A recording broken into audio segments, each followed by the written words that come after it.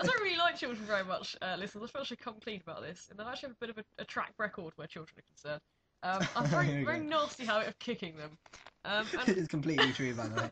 it's A actually lot true. of the stuff we've been making up, this one's completely 100% true. I shit you not, ladies and gentlemen. Because It's I'm got to not the a point child, where I I've have started good bladder being control. quite concerned about myself now. Bladder control, bowel control, Bowel surely. control, whatever. Yeah. I don't know how. I'm not a biologist. Not my subject. Yeah, it's a really shit subject, isn't it? Yeah. Way. Any biologists listening? Way! Yeah. Anyway, go back to your work.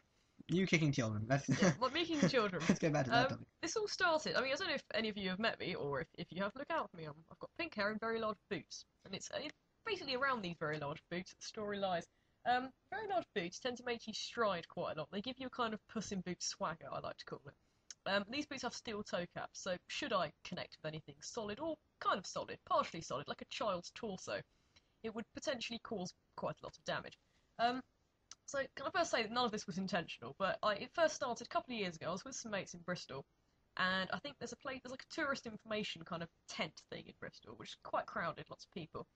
I was looking at a map of the city and doing my Puss in Boots swagger stride, and Puss in Boots swagger. yeah, down straight with my hat. Nobody can top my Puss in Boots swagger. At which point, my left foot, I thought it was, suddenly made contact with something a bit soft, and a small scream ensued. So I looked around to see what was up, and it turned out that I'd accidentally kicked a very small ginger girl in a pink dress, who inexplicably, and this puzzles me to this day, was carrying what I can only describe as a pint glass full of raisins. So literally, fortunately it wasn't made of glass, but it was a cardboard, just a pint of raisins. And she was about, I want to say, Nothing wrong with that. a couple of centilitres into it, so there was still quite a lot left. Just all a couple over of the shop. We got empirical measures here going, metric system, Oh, pints God. and meat. Oh, it's Very getting small complicated. mashup. We're going to talk about like baker's dozens in a bit. It'll blow your mind. Yeah, 13. raisins everywhere, all over the shop, and then this poor little girl skidding around in them on the floor. But as yet, she hadn't really made much of a sound. So I looked at her. She looked at me. Her face was slightly more We flushed. looked at each other. We looked at each other. My face was a bit ashen. Sounds like the beginning of a really dodgy love story. I kicked a child. She looked at me. I looked at her. I feel I should point out I've never had any amorous relations with children. None whatsoever. Me neither. No, it's jolly good. No, So no far. registers for us, eh? No, they're just very hard to get to. Yeah. Run too fast. Yeah. But yeah, she looked at me, and then you know that thing where kids don't really like, they're not sure whether they should cry or not. So she kind of looked at me for validation and was like, eh? And then it started, the whole thing. That was scarily realistic. It was awful, just the floodgates were open. She ran back to her parents at full pelt, clutching her crumpled pint of raisins, and was just like, Mum, that lady kicked me, at which point I got the hell out of there. I've Literally never just ran run off. so far, Oh never my run God. so far. Since then, it's happened on a couple of occasions. Nothing quite so dramatic, but I have been known to accidentally, and in my defence, their heads come up to about knee height. I don't look at the floor when I walk. I'm no depressive. I don't look at the pavement thinking about I stare at the chasing them. sky, wondering where I look my up the sky, optimistically, thinking about poetry, every now and then potentially kick a child, and this is why I will make a terrible mother. Beep, beep, beep. Anyway, we've again been fascinated because what I was going to tell you with Snakes and Ladders is not actually called Snakes and Ladders in America. They call it, get this, Shoots and Ladders. Shoot as in like as in you sort of, I know American guns, you know, you think shoots. No, shoots as Or in like pandas. CHUTE. They shoot you Like a mud slide down, shoot. which is appalling, frankly, because it's this sort of implication that they don't believe that children are brave enough to put up with the concept of snakes. Political correctness and I gone was mad. political correctness, and I was infuriated.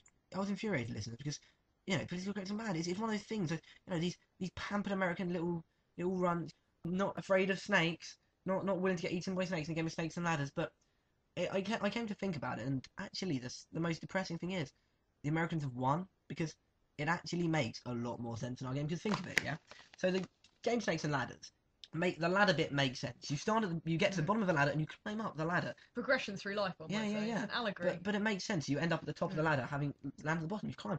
But the snake, you land on its mouth and end up by the bottom of the tail. I mean, what is the implication? Do you slide down the snake? That doesn't seem... I've never slid down a snake. I'm going to say that now. Yeah, I've never Nor done do I it know either. anyone who has. And the thing is, even if you were sliding down a snake, what's the idea that you would do it? Either you do it on purpose, like great pains to slide down the snake, or you just sort of accidentally walk over the snake and Particularly you go lubed up snake. and Yeah. just fall down the snake, which just makes very little sense. So I came to the conclusion, which I think we all really thought, was that the snake was eating you when you landed on its square, and you and you somehow ended up by the tip of the snake. Now, why would you end up by the tip of the snake if it was eating you? Is the implication you've been eaten by a snake and shat out the other end? I think it is. And see, that doesn't bother me so much in itself because I think that's okay. I think it's good that British children, unlike those American pansies, pussies, you might say, can be Oh no. can be that we're able to cope with the concept of being eaten and Very shat out by a snake. scatologically aware, I've always found However, British children. oh yeah. However, I did some research, and it turns out the snake's arsehole not at the end of its tail. No. Far from it. Actually, only about 3/4 down the snake. I was playing Snakes and Ladders with my little cousin Jeremy. Yeah, ridiculous name, I know. The other day, and I changed the rules. I changed the rules so that you end up 3/4 down the snake whenever you get eaten by a snake. And he said to me, Ben, Uncle Ben, why he called me Uncle. Uncle Ben. So he said to me, Cousin Ben, Cousin Ben, My boy why, in a why, bag. Big Cousin Ben, why is it that when I play Snakes and Ladders with you, you make me land 3/4 down the snake? And I said to him, listen, Jeremy, when you land on a snake's head, you get eaten by the snake, and then you go through the snake's digestive system, and eventually you get shat out by the snake. And the snake's arsehole, unlike the human arsehole, which is essentially at our tails, is on the snake. In fact, about 3/4 down the snake, about 1/4 up from the tail, and so that's why you should end up there. And he said to me, but cousin Ben, if you're trying to be so realistic, why is it that I'm being eaten by a snake, a giant snake, and then shat out the other end and still alive to continue playing? Because that just doesn't seem very real to me. So so what I said to him is I said I didn't say anything to him. I just slapped him, and I was in jail for a couple of days. But It's I'm the out only now. language And they understand, to be honest. Really, the only language they understand.